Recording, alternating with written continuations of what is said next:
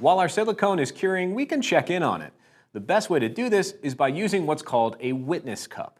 A witness cup is a small amount of silicone left over from our mixture set aside in a specific cup. Since our material in our witness cup is from the same batch our mold is, we can tell what stage of curing our mold is in simply by checking our witness cup.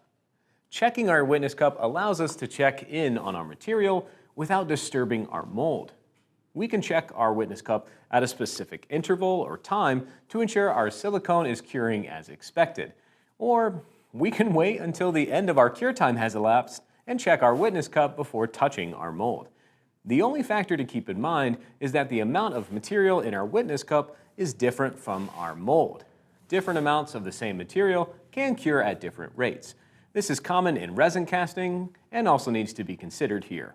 When we test our silicone in our witness cup, we want to use a stir stick or another tool. Since the silicone is going through a chemical reaction, we do not want to touch it with our bare hands or another section of exposed skin. To test our material, we'll simply grab our small stir stick or toothpick and gently tap the top surface. Depending on the curing stage our silicone is in, our stick may pull on the material or simply bounce back.